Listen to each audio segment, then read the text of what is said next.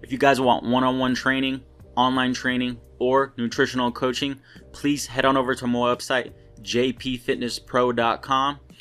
Just go to the services tab and select which one you would like. You can also subscribe to my newsletter and contact me through my website as well. If you haven't already, please subscribe to my YouTube channel and click the notification bell so you never miss a video. Thanks. What is up, you guys? JP here. The last one or two videos, I know the last video for sure, I forgot to tell you guys one fact about me. I've been trying to let you guys know one fact about me to help you just know a little bit more about myself. And you guys can let me know one fact about you in the comments if you want to. I definitely want to get to know my subscriber base and the people who watch my videos. So one more fact about me is that I'm a fan of philosophy. I would definitely not consider myself well versed in the subject. I just really like reading about philosophy. I can go on Wikipedia for an hour to 2 hours and just read about topics of philosophy, and not just Wikipedia, but just, you know, different websites, reading books, and it just really interests me in general. Again, I'm not sure what specific branches. I know ethics is a good one. I know the topic of just knowledge in general is a good philosophical topic that I like reading about. So that's one thing of mine. Let me know one thing about you guys. All right, today's video is going to be the next installment of muscle group splits or workout splits. The last video I did was on bro splits, and to give you guys the TLDR version, I don't like bro splits at all. They're not good for optimizing pretty much nearly anything, but if you like doing them, go ahead and keep doing them. Just understand that you're definitely leaving gains on the table if you're doing a bro split. Today's split we're going to go over is total body split. And if it's not self-explanatory to you, if it's not self-explanatory, a total body workout split it's technically not even a split. You're not splitting anything, but you're just doing all major muscle groups or all muscle groups in one workout. You're doing an upper body push of some sort, an upper body pull of some sort, and a leg exercise of some sort. And again, upper body push can kind of be subdivided into vertical push-pull. Vertical or horizontal push. And then same thing with upper body pull, could be a vertical or horizontal pull. But again, it doesn't matter because either one's going to work both chest, shoulders, and triceps. Same thing with back. It's going to work upper back, lats, and then biceps. And the legs are going to be pretty much all legs. You can make an argument that some leg exercises don't really hit the hamstrings or don't hit the quads, etc. But you're pretty much hitting every major muscle group. And a typical or a real quick total body workout that I kind of came up with is right here below. It would be a back squat, it would be then a bent over row, then it would be the glute bridge, and then it would be the bench press. For example, a back squat's gonna, for the most part, hit every major muscle group in the lower body. The bent over row is gonna hit your lats and your upper back and your biceps. The glute bridge is gonna hit more of your lower body, especially it's going to get some hamstrings in there for sure. If it didn't get it enough during the back squat, you're going to get more glutes, and then you're going to get the bench press, which is going to be your chest, shoulders, and triceps. Now again, you could structure that differently. You could do 2 sets of each and then include a whole nother 4. Like instead of back squat, you could do a deadlift or you could do a leg press. If you're having a second total body day, you could do a deadlift, pull up, you could do a dumbbell step up, and then you can have an overhead press. Boom, just came up with one right there. The whole point is you want to kind of stagger them, and you're getting every major muscle group. Now, the pros of a total body split, and if you couldn't tell already, there's a lot more pros in a total body split versus bro split, is the first one, and this is the biggest, one of the biggest ones, is that you automatically and easily can get 2 to 3 times a week frequency for a muscle group. If you're working out a minimum of 2 times a week, which if you're working out at all, you should be working out at least 2 times a week, you're going to be hitting the optimal amount of frequency that lines up with the scientific literature. If you're not hitting a muscle group at least 2 times a week, you're definitely leaving gains on the table. And with this split, doing every single muscle group one day and then doing every single muscle group another day, you're automatically hitting a 2 times a week frequency per muscle group. And that's only if you do 2 workouts. If you're doing 3 workouts a week, you're getting 3 times a week frequency per muscle group. So again, that's excellent when it comes to frequency. You're doing a little bit of damage, you're recovering, you're doing some more damage, you're recovering, and you're getting this kind of, you're matching this muscle protein synthesis or MPS window pretty nicely, you know. And then You could maybe even argue that you could save the last, if you're doing 3 total bodies a week, you could save the hardest one for Friday, and then you give yourself the weekend off, which is a 2-day off, so you can kind of even recover a little bit more, and then come back Monday a little bit harder. So yeah, so for the sake of muscle group frequency, it's very easy to get that with total body workouts, and I would say that this is the biggest pro of a total body workout. I really like that. Again, it gives you a way to structure so that you can hit it optimally, you can recover optimally for each muscle group, and then you can basically assign volume very neatly per muscle group. Not globally though, and we'll go over that with cons in a little bit. The next pro for a total body split is it's good for people with little time. This is the only split where you can work out twice a week and hit every major muscle group. You can't do that with any other split. Again, the traditional splits. If you do a modified bro split, like I said in my last video, I'd argue it's not even a bro split anymore. But for total body, if you're just sticking to total body, upper body, upper lower, upper body, or push pull. So there's push pull legs, upper lower, total body, bro splits. Of all those 4 right there, total body is the only one that with 2 days that you can get every single muscle group. It's actually the only one that with 3 days you can hit every single muscle group a minimum 2 times a week frequency. So for people with a little time, if you want to optimize your workouts and just basically hit every muscle group as much as you can that matches up with the scientific literature, but again, you don't have that much time, I definitely recommend you do total body workouts. Bro splits are already bad. If you could only work out 2 or 3 times a week, a push-pull leg split is only gonna let you hit each muscle group 1 time a week, and an upper-lower split, upper one day, lower another day, upper one day, upper, lower another day, you have to do a minimum of 4 workouts a week for you to get 2 times a week frequency. So if you could only work out 1, 2, or 3 times a week, I really recommend that you do total body splits. It's excellent for this. Now, another thing that it's good at is that it's just they're really efficient workouts. You're not going in there focusing on isolation movements. You're not going in there on trying to maybe like chisel your physique, which is going to come up as a con later. But for a lot of people, that this is actually a pro. If you just don't want no wasted time with all these little workouts, you just want the good, solid, bang for your buck exercise, go in there and get your workouts. You don't spend too much time in the gym weekly. You could spend, 3 hours in the gym weekly, 4 hours in the gym weekly, and cover all your bases very, very well and get the most return on investment.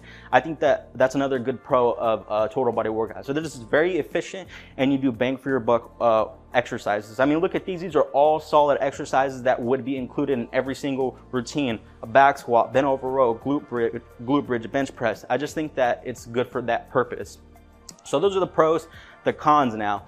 And again, I'll know something at the end and I'll come back to that, but let's go over the cons first. The cons are that the workouts can drag on and or be pretty fatiguing.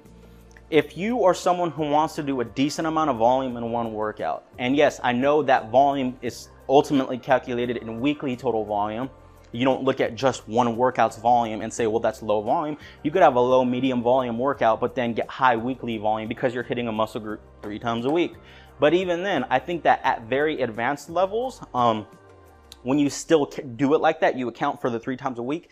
Compared to some other splits like upper lower or push pull legs, it's still not the same amount of volume you can get.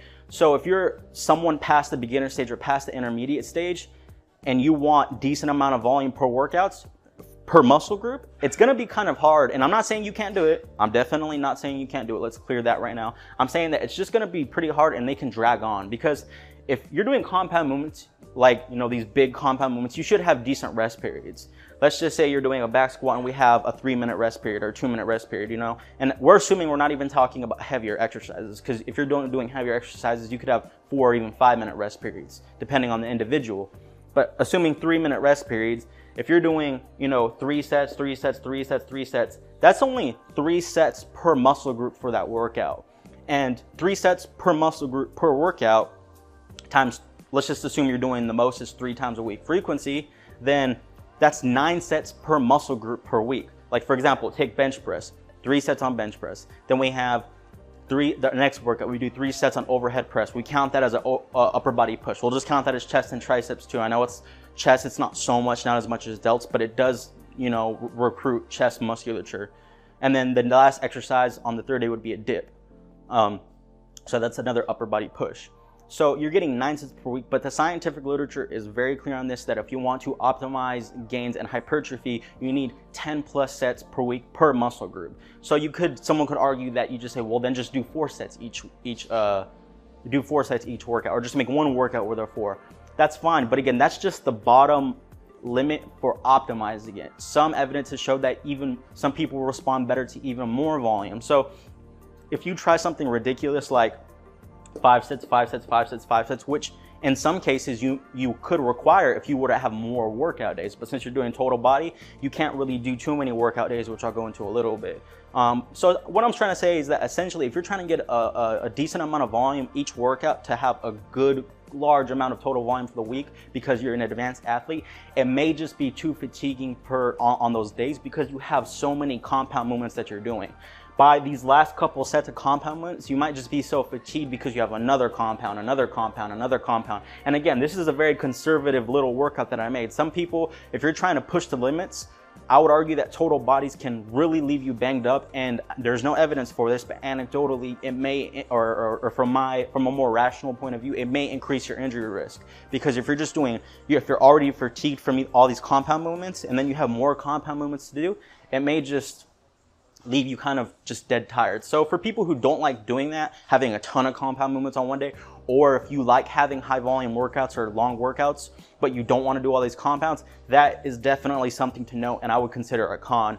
Another con is that regardless of how you put it, for you to have optimal response from optimal results from working out, it has to be fatiguing to some extent. It has to be a good solid workout. It can't just be a very light workout where you go in and touch the weights. You're either going to plateau or you're leaving gains on the table.